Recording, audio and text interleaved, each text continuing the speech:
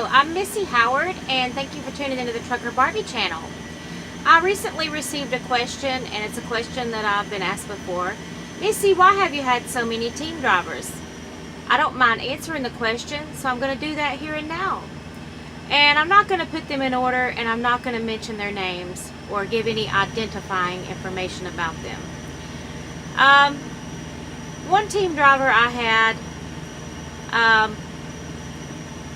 we got this load. It was on a Wednesday, and it wasn't supposed to deliver till Friday, but it was only about 600 miles. So of course we get near the area to a truck stop on Thursday, and we were given special instructions: do not attempt to deliver this early. It's going to a convention center and so on, and it has to just be done a certain way.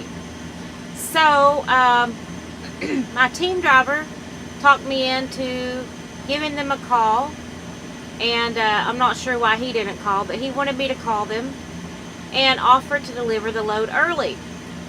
So I did place the call. Nobody answered. I left a message. Okay, now after I left the message, I didn't know this, but my phone was going bad, I guess. I had never noticed it before, never had any problems with my phone before. I don't know if it had something to do with where we were sitting. I don't know. But anyway, my phone malfunctioned.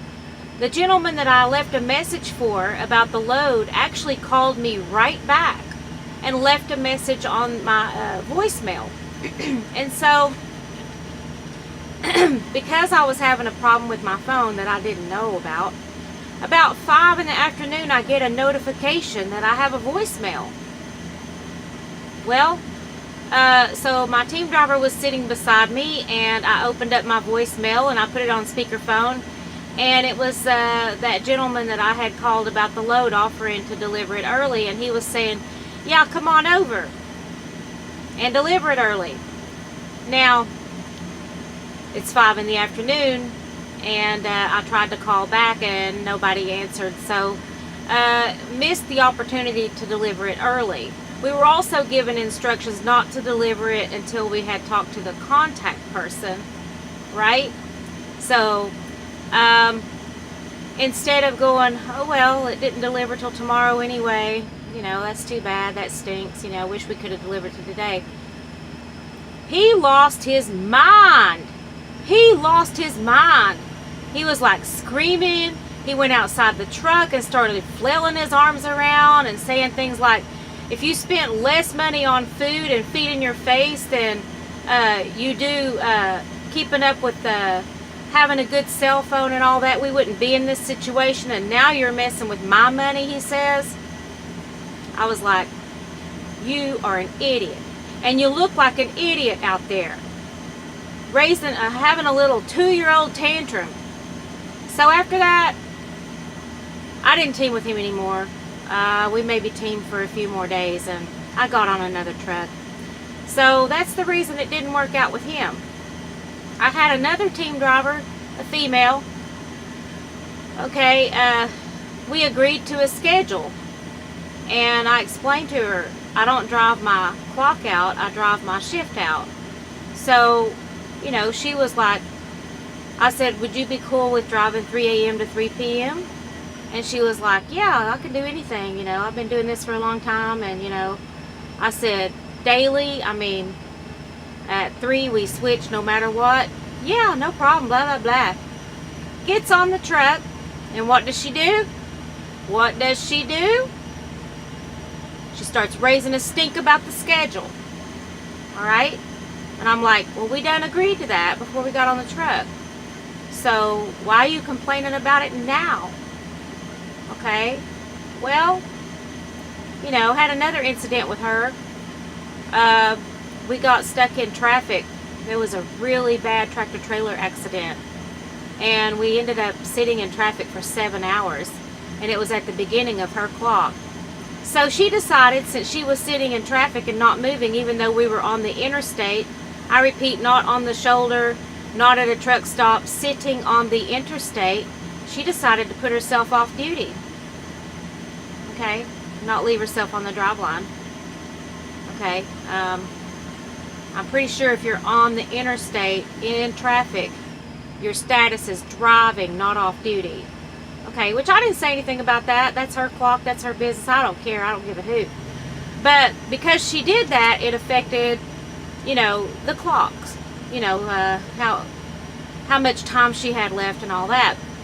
So we get to a truck stop, and I had been rained on the day before, and I had been soaked from head to toe, and I was a mess. And so I needed a shower. And so I started gathering up my bags to shower and everything. And she was like, "You can't shower right now, I still have driving to do." I said, "Well, it's almost 3 p.m. so when I get done with my shower, it's my turn. I'm going to be taking over." "No, you're not." "Yes, I am." "No, you're not." "Yes, I am." So she calls the fleet manager, and the fleet manager actually said, "Well, I know that if you're driving with Missy, you agreed to a certain schedule because I know how she is and I know how she's always done things." And he said, "I'm not going to attempt to change what she's doing. So, yeah, at 3 o'clock, you guys need to switch. And, you know, Missy's going to take over." So, wow. You know, a bunch of drama for nothing. A bunch of drama for nothing. So, you know, just because she had that stinky little attitude and everything like that, I couldn't team with her. And, you know, whatever. And she was just always whining and complaining and pissing and moaning. And that's something I got no time for. And that's something I got no patience for. Now, there's irritations out here. Like, you get to a shipper and they tell you, you know, you'll be loaded in 30 minutes, and then an hour goes by, and 2 hours goes by, and 3 hours goes by, and 4 hours goes by, and you're still not loaded. And, you know, both of you is probably like, "Well, crap," you know? And both of you is probably a little irritated about that. But you don't go insane. You don't go insane. Come on. This is trucking. This is expediting. It's unpredictable. If you cannot accept the unpredictability of expediting, you got no business doing it. Okay? So I couldn't team with her because she was a witch. And I had another female team driver. Pretty much the same thing about the schedule. We agreed to it, blah, blah, blah. She'd never done it before, though. And she decided she didn't like it. And also I think that she had a boyfriend or something that was also a truck driver. And I think they were trying to team up with each other. And, you know, and she also felt like the company we were driving for just wasn't bringing it in the way of money and loads and all that. And so, you know, she decided to leave. And I don't blame her one bit. And I don't have a bad thing to say about her. She was a good driver. She's a good person. And I wish her all the best. Then there was another one. Lived over 500 miles from me. We decided to team up, and it didn't work out because of home time issues. And so, you know, we couldn't stay together because of that. And I understood that, and he's a very sweet person, and I think very highly of him. He's a very good driver, and I wish him all the best. I had another one. We lived over 1,000 miles apart, and we were both kind of new to the company that we were starting with, and home time was very difficult for us.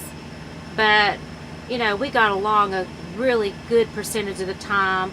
I really did like him as a person, and I learned a lot from him. He had a lot of things to you know, he had a lot of things to offer. I mean, you know, he was a good driver, and he was very reliable, and, you know, he was a pretty nice guy, and we're still friendly to this day. It was just one of those things where we just lived way too far apart. You know, that's just all there was to it. I had another one. He lived not too far from me, and it went really well. He was a really good team driver. I really enjoyed being on a truck with him. He was very professional, very good-natured. He left because of 2 reasons. He got married, and I think maybe he wasn't comfortable, you know, with, or maybe his wife wasn't comfortable with me being on the truck or whatever like that. And also, I think they were planning to move further away, and that was going to put a lot of distance between us, make home time harder. And he also felt like, you know, the company that we were driving for just wasn't bringing it, just wasn't keeping us loaded and busy enough. And so, you know, that's one of the longest periods of time that I teamed with somebody, but a very nice man, and I wish him all the best. Had another one, didn't live too far from me at all, so home time wasn't the issue, but he was a puke, just a straight up puke. We started out good, and like 2 weeks later he went psycho. Like one day, I remember the first time it happened, something about some groceries on the floor. He went in to buy some groceries and I was asleep, and I woke up, and it was summertime, and so, you know, these floors get hot up front. And I just happened to look down and I said, oh, your groceries are getting hot. I said, you want me to put them in the refrigerator for you? Because he was sitting there eating, so I thought, you know, and he also probably just didn't want to open the curtain and come back there and wake me up putting up groceries. So I offered to do it for him. I was being nice, I thought. I was trying to be helpful. And he turns around and gives me this psycho look, you know, like an idiot, and he says, you're very controlling. And I'm like, what the hell are you talking about? I just offered to help you put your groceries up. What do you mean I'm controlling? I was offering to help you and you have to act like a shit? You know? And he was just paranoid, breaking my stuff, throwing my stuff away, hiding my things, stealing my things. One time I even got injured in the truck because he was jerking the truck back and forth in a parking space because he was mad about the parking space we were in. I wasn't in a seat belt. I wasn't in a restraint in the bed, and he knew that. And he starts jerking the truck back and forth and slamming the brakes on, and I'm bouncing all over the truck. I was covered in bruises from that. So after that, did I want to team with that stupid ass? No, I didn't. Okay? And so, so that's another one. I'm trying to think. Wow. I don't know if I've left anybody out or not. I'm trying to remember all of them. But anyway, those are the highlights, you know. So, you know, teaming is difficult sometimes. It's like putting two strangers in a bathroom on wheels and saying, hey, y'all get along. You know, you're going to be all cramped up with somebody you hardly know, and you don't really know their habits or anything, and all that. But, you know, people have said to me, you know, are you going to be hard to team with? No. As long as you don't boss me or bully me or jerk me around the truck, slamming the brakes on and stuff like that inside of a parking space, and steal my stuff and destroy my things and eat all my food, and, you know, just behave completely unreasonably, or, you know, get mad about a schedule you agreed to or whatever. I mean, I'm just like, my word is my bond. And so, you know, I'm going to do what I say I'm going to do. And then, oh, wait a minute. This is my favorite one. I had a team driver. OCD. He would whine like a baby if there was like a cigarette ash on the floor or a speck of dirt somewhere. And I'm like, this is a work truck. I'm not nasty. Of course, I'm going to keep trash, you know, taken out every day and this, that, and the other. And, you know, I'm going to try to clean up my area when I'm done with my shift and all that. But, you know, if I leave something behind or just, you know, whatever, you know, don't fall apart. I mean, you know, and he was also real bad about trying to boss me and bully me. And I'd be like, excuse me, you don't sign my paychecks. You're not over me. You're just a team driver. We're business partners. We're equals. Oh, I'm not equal to anybody. I'm this, I'm that. Okay, you need to be solo.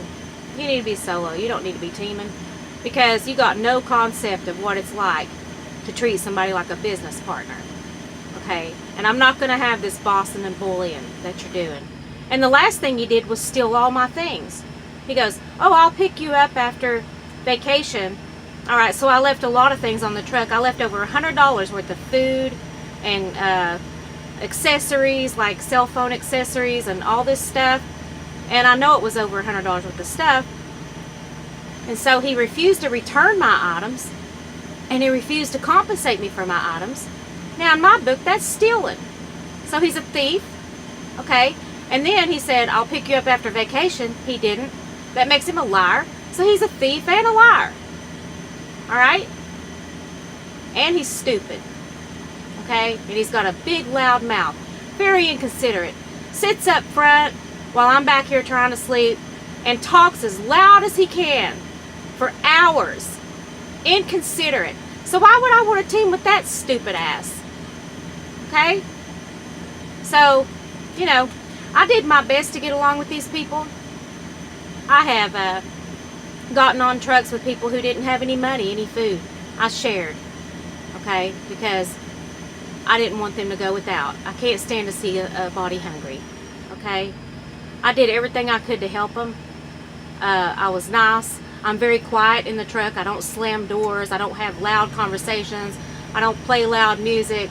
I don't come to the back when they're sleeping and turn on the TV and start talking on my cell phone and start making a lot of noise and cooking and stuff like that. I try to be very considerate, very quiet, and I try to be very kind to people. But the reward that I've gotten for that has been people who've just tried to shit all over me. Alright? And it's not right. But, you know, it hasn't managed to harden me. Every time I get another team driver, I always just start fresh. Okay? That's a whole different person. That's not the person that did this to me or did that to me or whatever. It's a fresh start. And, you know, I just give every situation a fighting chance. I try really hard to just, you know, have peace and harmony on a truck. And that's all I'm about. I'm a eat, sleep, drive, repeat kind of driver. I really don't want to be bothered with little pissant issues, you know, and that's just the way I am. But I'm easy to get along with. So when people say, are you hard to team with? No, not if you're not, you know, going out of your way to just, you know, try to jack things up on the truck and try to start arguments and try to, you know, be petty and want to bicker and argue. There's nothing to argue about out here. It's a straightforward job. You agree to a schedule, okay? You stick to your agreement, okay? You drive safe, you pick stuff up, you drop stuff off, you don't hit nothing, you don't let nothing hit you, turn your paperwork in on time, okay? This job is easy. Don't make it hard by acting stupid, okay?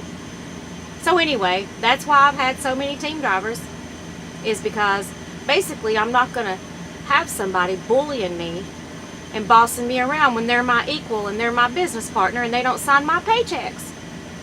So that's why I've had so many. It's because I'm not going to tolerate it. I'm not going to tolerate abuse from a team driver. But I will do anything I can to help a team driver. You know, as long as we're treating each other with respect. That's very important. Just treat each other with respect. And everything will be alright. But anyway, I'm going to sign off now. Love you guys. Have a great day. Bye-bye.